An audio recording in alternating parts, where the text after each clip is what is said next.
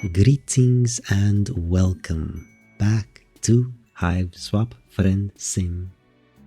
Today, I'm still Karionto. Is it tomorrow then? Or is it yesterday still? I'm not sure about that. What I am sure about is that we are off to go away from the clown church. Hopefully, maybe meeting somebody who looks very high and mighty. Volume 10 of Faraway Lands and Nearby Pals. Aw, that's nice. That is nice. Let's go meet somebody in the faraway land. You've been lucky enough to acquire a bounty of friendship since you arrived on this planet, but there's still an emptiness nestled right in the crook of your heart's atria. Maybe making one more friend will fix it. It won't. It never does. It's an addiction.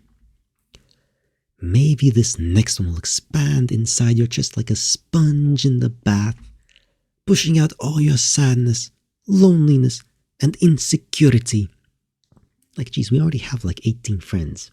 Well, okay, minus one because they're an asshole, minus another one because they're a con artist. I think everyone else is cool, though. Yeah, I think we have at least solid 16 friends here. After all, number 20 is the charm. 20? Oh, right, yeah, right. Cuprum and Follicle, they count as two. Right, two people. Yes, it's the highest 20. That's correct. Zebede Tongva. He looks excited. Yeah. And the other one, well, the other one has a sword, so we know what that's all about. Tonight, you're abuzz with excitement. Wait, no, your palm husk is vibrating in your pocket. One of your friends is contacting you. You pull out and a notification pops up. Buzzing is requesting to add you on Chitter. A new friend. The message is accompanied by a little icon, blue, with a silhouetted winged animal. Some of the similarities between this planet and your own are starting to stretch your powers of belief in coincidence.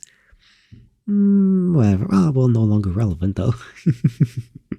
At the current time, it is X, not Twitter, for some reason. Hopefully that gets fixed in the future, because that's dumb. Anyway, you pull up the app and read the message from, could it be, your potential new friend? Oh my god, hi. I hope it's okay to contact you. Oops, I should introduce myself. I saw your picture on Zerava's stream. I'm one of their biggest fans. But now I'm one of yours.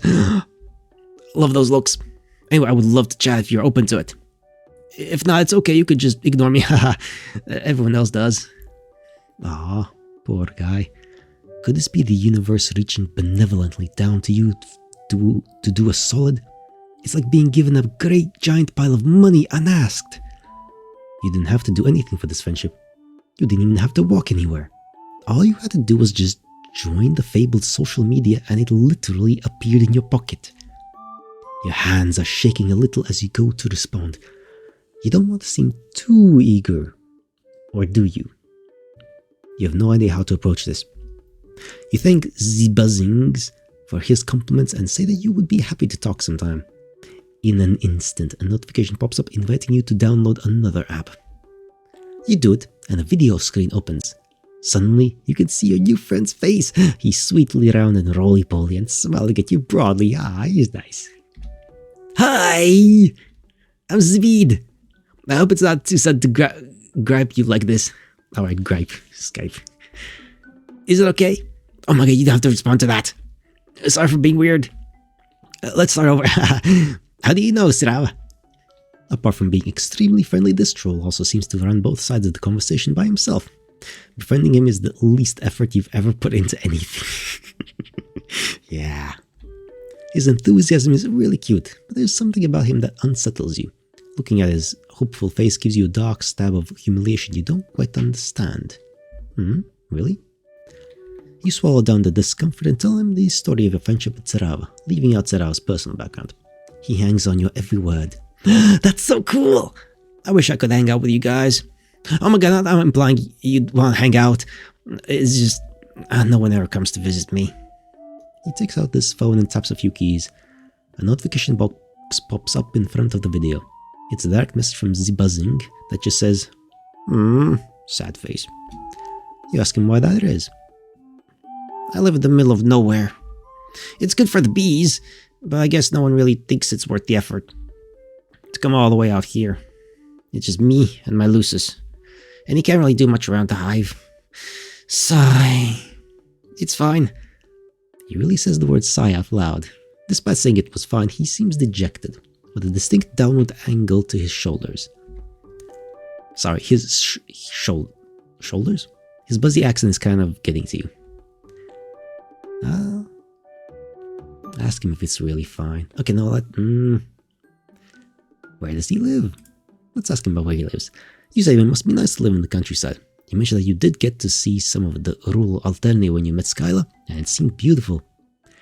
Zebede's face twists into a grimace. Yeah, I guess. Sensing this is a moment for sympathy, you tell him you're sure his friends would come visit if they were able to make the trek. Sure. It sounds like you did visit another troll that lives in the countryside, though. So I guess you thought she was cooler than me. That's like... it's whatever.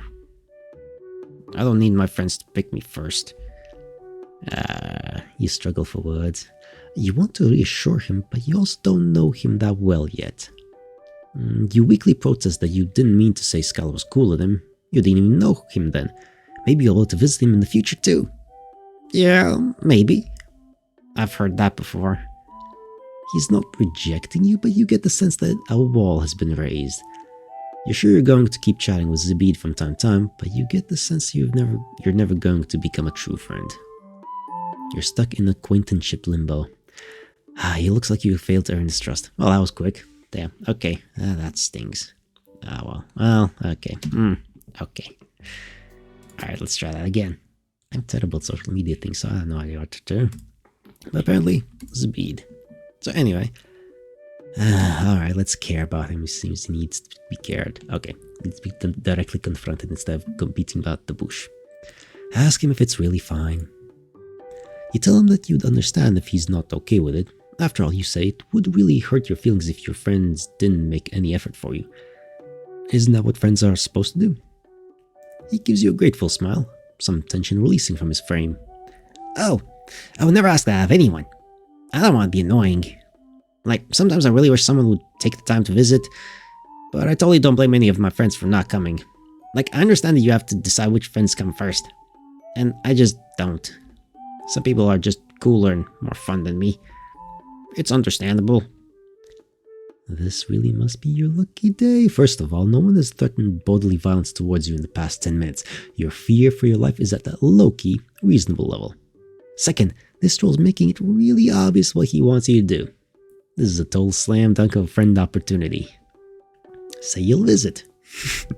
And instantly, Zebede's face transforms utterly. It's astonishing.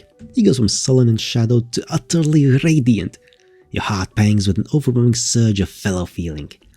Sure, you've seen other trolls react emotively at the sight of meat and blood in your own body sparkling under the moonlight, but Zebede is the only one with such an extreme reaction to friendship. Man, you really are feeling this little guy. You'll come? Really? That's so cool! Yee! Thanks! This is gonna be so good! I'm gonna get all the best snacks and my loose is really cool, you like him? This is so exciting! Yee! You leave Zebede to his preparations. Even as the bubble of joy inside you goes a little wobbly. You aren't used to such high expectations from prospective friends. Mostly people just expect you to be an imbecile. You absolutely can't screw this up. You made a promise to your brand new friend. Unfortunately, that promise is to visit him in a house that is, by his own admission, so far away that not even people who know what the fuck is going on can be asked to find it. You haven't thought this through. Yeah, no shit, we haven't. But that's never stopped you before. No, it hasn't. First things first. What old friendships can you call on to help you out? I.e., who is likely to have a vehicle of some kind? You could always call up Tagore to see what he thinks, but you don't want to be too needy with him. Amici, well, doesn't look like tall enough to reach the pedals.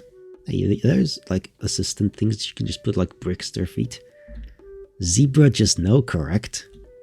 You are a strong, independent alien who don't need no troll. You also don't think any aliens are allowed on public transit, and you don't know the number for troll taxis. So, you'll do crime! Perfect! Yay! Crime. Make friends, do crime. Perfect. I approve. What did Connell do when she stole a car? Punched the lock off with one big fist. You won't be punching off any doors, but eventually find a car that isn't locked. Almost like someone helpfully lifted for you. Ha ha ha ha, sucker. It pricks slightly at your conscience as you slide into the seat and fire up the autopilot, heading out into the country once again. But recently, anything that isn't brutal, indiscriminate violence kind of doesn't faze you. So you stole a car. Big deal, it's not like anybody died. This is it. So begins your gradual slide into total moral iniquity. A hardened criminal. That's you. Totally. Zebede does look pretty far out. He hadn't been exaggerating. You use the time to curl up in the backseat and catch up on some sleep, all the while trying to ignore the fact that the car reminds you of being inside a large squishy animal. At least you get a few radio channels out here. Zebede's hive is big and buzzing. Literally! You hear a persistent drone of bees, and standing right outside is the boy himself. He's so excited he's bouncing on his toes, clapping his hands together. He has a gold symbol on his shirt. You wonder if he's a psychic. You've finally been here long enough to pick up on racial stereotypes. Go you! You're here! You actually came! I seriously can't believe that somebody actually went out there right to visit me! Yee. Well, you don't really have a way to go out of, but you keep that to yourself. You're more than happy to accept the friendship points. Zebede leads you into his hive, which, like Skylar's, looks like he made a lot of it himself. There are hanging baskets of flowers and plants everywhere, and a zigzag shelf holding up a stack of colorful books. In one corner is a big screen TV and an entertainment center. Zebede vanishes into another room and leaves you to get comfortable on the big couch, which is unsubtly striped yellow and black. The buzzing is pretty loud here too, and you look around for bees. You're not thrilled about the bees, honestly. You wish there was some music on your phone to drown them out. You're thinking about following Zebede and seeing if he needs help, when your phone starts to vibrate. You look down and recognize Sarava's username.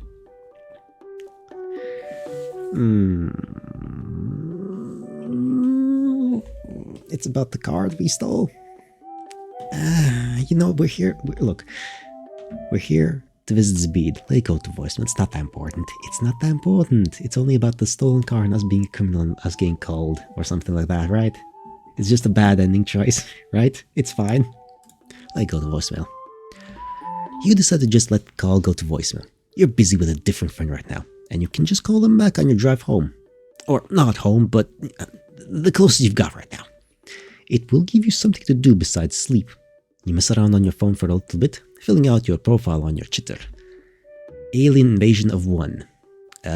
Just here, I guess. That's honestly the best you can come up with. You aren't quite sure how your age would translate to troll years. Sweeps? So you don't bother with that. You've already gained some more followers. Sarava retweeted your intro tweet, or chirp, whatever. Zebede comes back in with a tray of snacks and 2 glasses of something bright red that you hope isn't Fago. Or blood, but that goes without saying at this point. Hey, who are you talking to? I heard your palm house go off.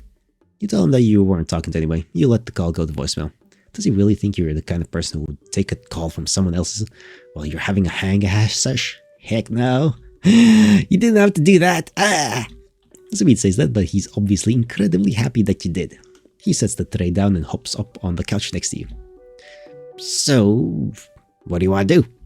I have a bunch of really cool stuff we could check out, but I didn't want to make you just do what I wanted. I know we barely know each other. You tell him that whatever he wants to do is fine with you. You aren't picky in any sense of the word. Zebede seems a little at sea by your lack of an opinion, but eventually he puts on the first episode of a pirate show. This is nice. It's nice to just chill for a little while. But you barely get through the opening credits before Zebede changes his mind and puts on a show about space pirates instead. But then he gives up on that too. He keeps looking at you for input, but the extent of your experience with troll pop culture is Remel's knockoffs and that one shitty romance flick Poliput took you to see. You are not informed enough to have an opinion, You are seriously down for whatever. Zebede does the same thing with video games for a while, becoming increasingly more distressed. You feel deep empathy at this plight, but also mild annoyance. You understand this unreasonable fear of beefing it in front of your friends. You feel like that pretty much all the time. You eventually suggest to Zebede that you could just watch the last thing he watched on GrubTube. Zebede goes a delicate grey color. You've come to realize the troll version of a Blanche. Yeah, we could for sure, but you know, guys, GrubTube Q is you know, kinda personal. Not that I don't trust you. If you could trust randos you meet online invited to your house, who can you trust, right? You feel that way too. You've also felt the overwhelming urge to throw yourself into the arms of strangers since you crash landed down here. He tells me that you aren't going to judge him. You don't judge your friends. You kinda should though sometimes, that's kinda the point of friendships. An overwhelming look of trembling gratitude comes over him once again. You feel an uncomfortable pulse of empathy. You're used to being the desperate one. You aren't sure how you feel about this turnabout. All this social power. Okay. The two of you scroll down through the history on his GrubTube account, and you find yourself choked up by the incredible trust he is showing in you right now, letting someone behind the curtain.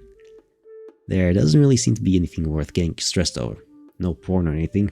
He does have a lot of videos of Tserava, specifically ones where they are actually on camera. Ah, yeah, they're so cool! Ah!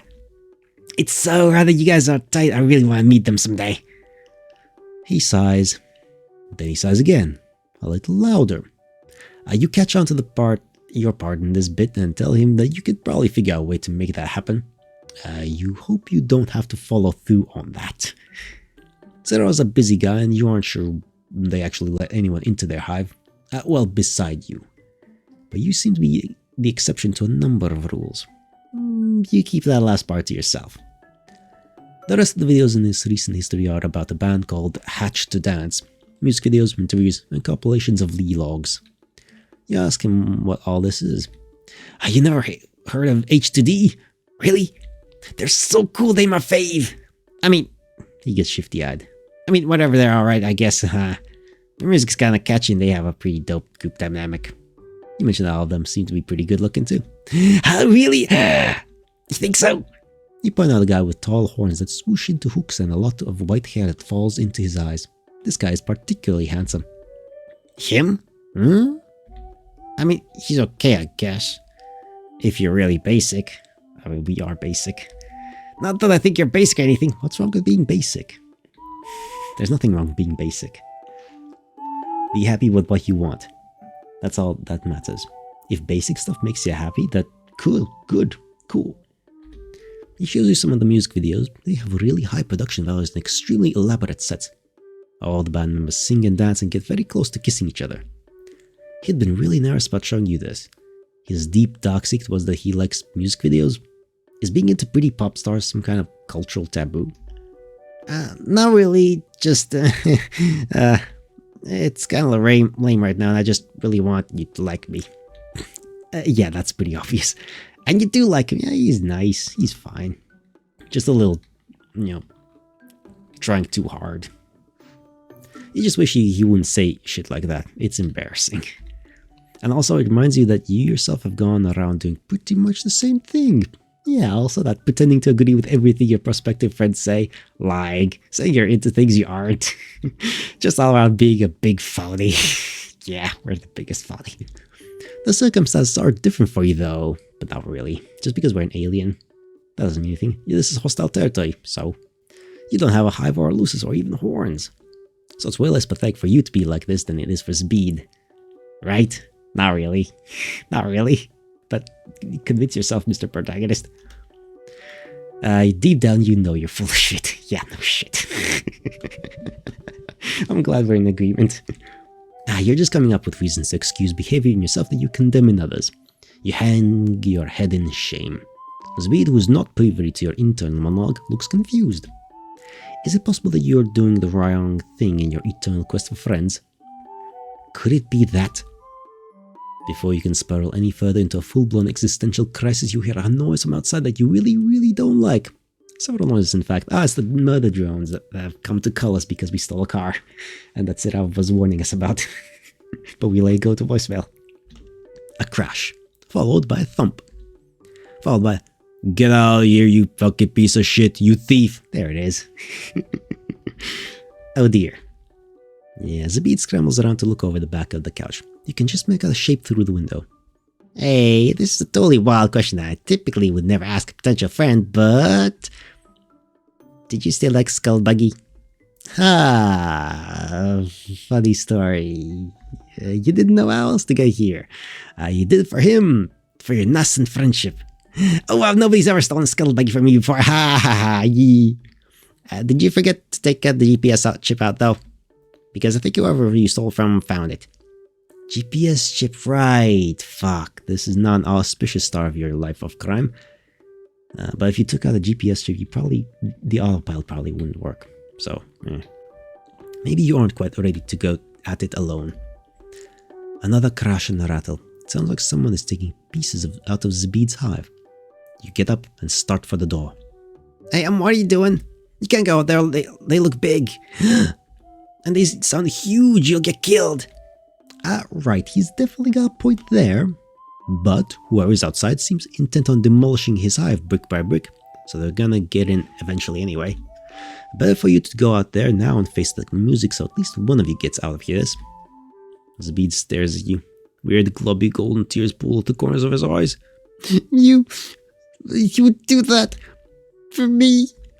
Nobody's ever offered to die for me before. That's so nice.